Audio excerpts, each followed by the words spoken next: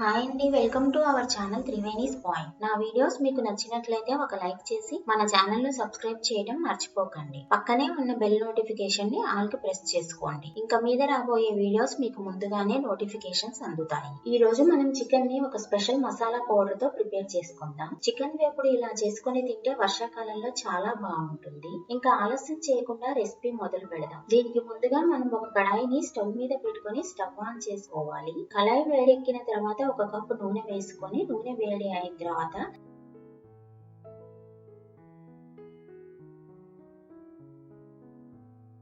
దీనిలో చిన్న చిన్నగా కట్ చేసి పెట్టుకున్న 4 ఉల్లిపాయలు 4 పచ్చిమిరపకాయలు వేసుకుని వీటిని గోల్డెన్ బ్రౌన్ వచ్చే వరకు వేయించుకోవాలి.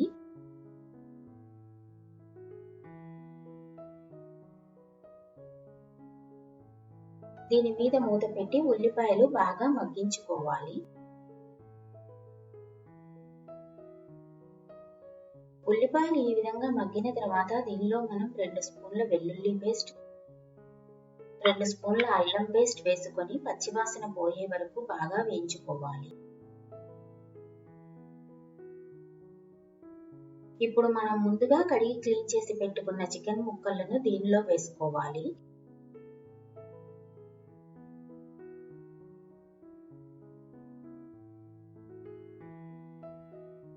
ఇప్పుడు దీనిలో రుచికి సరిపడా ఉప్పు, చిటికెడు పసుపు వేసుకొని మనం ఇది కూరంతా కలిసేలాగా కలుపుకోవాలి.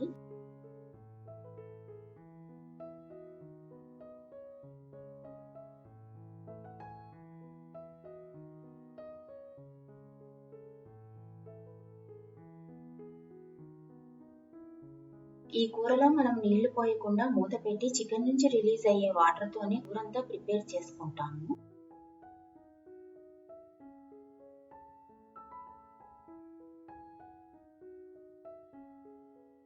ఈ విధంగా మగ్గి ముక్క మెత్తబడిన తర్వాత దీనిలో మనం రుచికి సరిపడా కారం వేసుకోవాలి.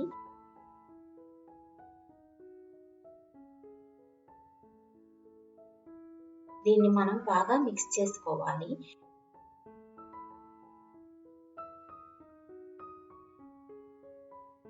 ఇప్పుడు దీని మీద మూత పెట్టి కారం ముక్కలకు పట్టేలాగా 10 నిమిషాల పాటు మగ్గించుకుందాము. ఇంతలో మనం ముందుగా చెప్పిన మసాలా పౌడర్ వేడి చేసుకుందాం. మసాలా పౌడర్ కి ముందుగా ఒక ఓక్ ని స్టవ్ మీద పెట్టుకొని స్టవ్ ఆన్ చేసుకోవాలి. ఓక్ వేడైన తర్వాత దీనిలో 1 కప్ ధనియాలు, 1/2 కప్పు తెల్ల నువ్వులు, 1 కప్పు ఎండు కొబ్బరి ముక్కలు, 2 టీ స్పూన్ల జీలకర్ర, 1 స్పూన్ మిరియాలు వేసుకొని ఇప్పుడు వీటిని మనం దోరగా వేయించుకోవాలి.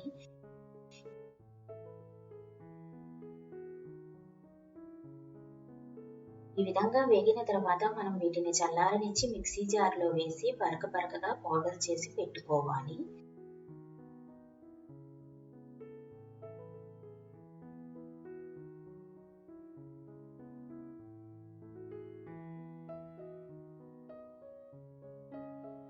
చికెన్ మగ్గి నూనె పైకి తేలిన తర్వాత మనం ఇప్పుడు ప్రిపేర్ చేసుకున్న మసాలా పౌడర్ ని వేసుకొని అలాగే దీనిలో 2 స్పూన్ల గరం మసాలా కూడా వేసుకొని బాగా కూరంతా కలిసేలా కలుపుకోవాలి.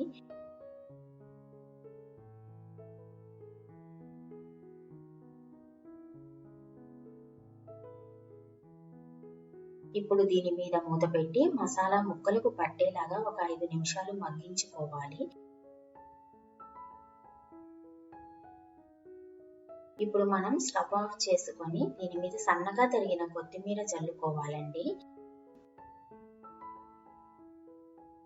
ఇప్పుడు దీన్ని సర్వింగ్ బౌల్లో ట్రాన్స్ఫర్ చేసుకొని సర్వ్ చేసుకోవాలి. అంతేనండి, ఈ విధానంలో చికెన్ వేపుడు చేసి చూడండి. డిఫరెంట్ గాను స్పైసీ గాను చాలా బాగుంటుందండి. ఫ్రెండ్స్, మీ విలువైన కమెంట్స్ కానీ సజెషన్స్ కానీ ఉంటే కమెంట్ రూపంలో తెలియజేయండి. నేను మీకు తప్పకుండా రిప్లై ఇస్తాను. Thanks for watching. బాయ్.